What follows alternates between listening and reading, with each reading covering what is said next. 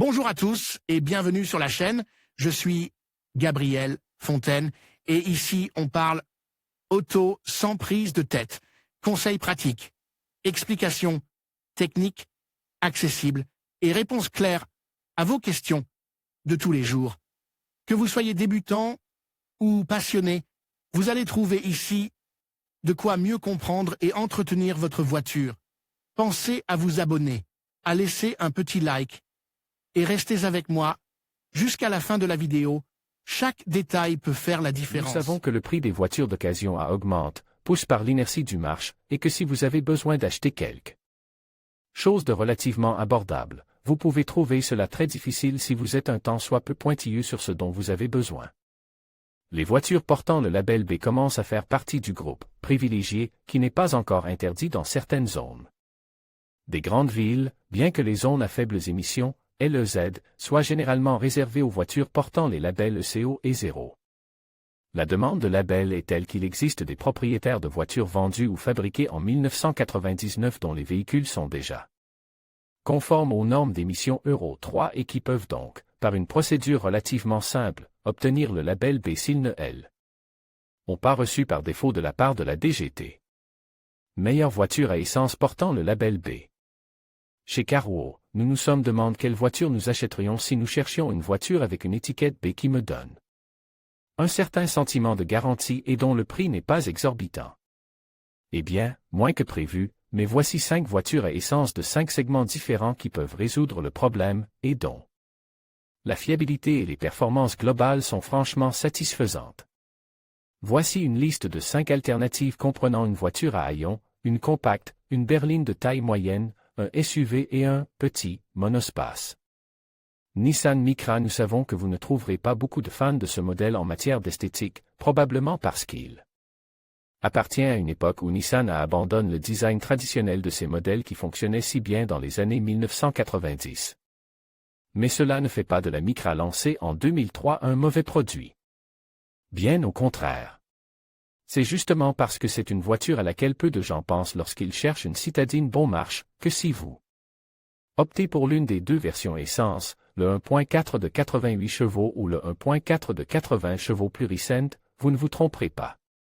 Toutes deux font avancer la Micra avec une fluidité que beaucoup de moteurs 3 cylindres turbocompresse d'aujourd'hui adoreraient. Le poids des voitures actuelles n'aidant pas non plus, et elles sont toutes deux ridiculement économes en carburant. De plus, l'habitacle est parfaitement dimensionné pour la petite taille de la carrosserie, 3,72 mètres. Volkswagen Golf 4. Ce fut la dernière génération de la Golf avec un design traditionnel, c'est-à-dire qu'elle conserve le style des 3 générations précédentes. Entre 1997 et 2003, elle a été un succès commercial, non pas parce qu'elle était la meilleure de sa catégorie en termes absolus, elle était en concurrence avec la Ford Focus et son excellent châssis, l'Audi A3, qui était la sœur chic, et des voitures aussi dynamiques que l'Alfa Romeo 147 ou la BMW Série 3 compacte, mais parce que son équilibre général était son plus grand attrait. Les moteurs à essence Euro 3 sont apparus à partir de l'année 2000. Parmi les versions essence, on trouvait des moteurs de 75 à 241 chevaux, mais nous recommandons le moteur 1.8 turbo de 150 chevaux des versions GTI, normale. Il existait une édition GTI essence de 180 chevaux, ainsi qu'un turbo-diesel, mais ce sont des avis rares. Fiable, rapide, capable d'une consommation très raisonnable de nos jours et d'une conduite très agréable. Une Unite en bon état, bien qu'avec un certain kilométrage, peut être trouvée dans la fourchette de 3 000 à 4 000 euros. Honda. Accord. Parler de Honda et de moteur à essence est généralement synonyme de succès, mais pas toujours nécessairement. Sans aller plus loin, la génération précédente, celle que nous recommandons, n'a jamais brillé par ce dit-il. Mais en 2003, Honda a lancé un Accord qui a non seulement fait un bond en avant en termes de qualité, mais qui a également très bien résisté à l'épreuve du temps. Esthétiquement simple, élégante et bien proportionnée, elle présentait également l'avantage d'un grand coffre, 459 litres, et d'un habitacle spacieux et bien fini. Si l'argent n'est pas un problème, nous pensons que le moteur 2.4 de 190 chevaux est idéal, mais vous ne pouvez pas non plus vous tromper avec le moteur 2.0 de 155 chevaux. Ce n'est pas un moteur particulièrement économe en carburant, quel moteur de berline à aspiration naturelle l'était à l'époque? Mais si vous voulez une voiture robuste, fiable et confortable qui reste dans les chiffres à 3 zéros, entre 3500 et 6000 euros, vous pouvez trouver de bonnes unités. Il est difficile de se tromper avec l'accord. Toyota Ayra V4 un SUV essence ne semble pas, a priori, la meilleure façon de faire des économies. Mais nous supposons que vous recherchez ce type de voiture parce que vous appréciez la simplicité mécanique que vous n'envisagez pas de faire beaucoup de kilomètres et que vous en avez assez de voir des SUV diesel au prix et aux kilométrages exorbitants. Le Ayra V4 de deuxième génération est un excellent allié, surtout dans sa version 3 portes, qui ne mesure que 3,72 mètres de long. Il conserve ce code coquet, relativement sobre et simple, qui avait séduit le public au milieu des années 90 après l'arrivée de la première génération, mais ce modèle, qui bénéficie désormais du label B, est un peu plus spacieux et pratique, et moins collector. Ce que commence à devenir la première série.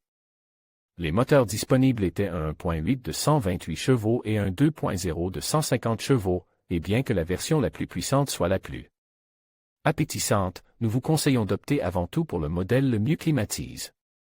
Nous n'allons pas vous mentir, nous n'avons pratiquement rien trouvé à moins de 6 000 euros, mais c'est que les simples SUV avec des années d'âge ont le vent en poupe. Audi A2 une méconnue absolue qui commence aujourd'hui à être valorisée comme il se doit, à une époque où les voitures ne cessent de croître en taille et en poids. L'Audi A2 présente des solutions d'avant-garde qui, il y a 20 ans, auraient pu ressembler à de la science-fiction, un monospace de moins de 4 mètres, 3,82 mètres, avec une carrosserie en aluminium, un poids de seulement 1000 kg, une aérodynamique ultra efficace. Et des moteurs à essence à injection directe, pas tous.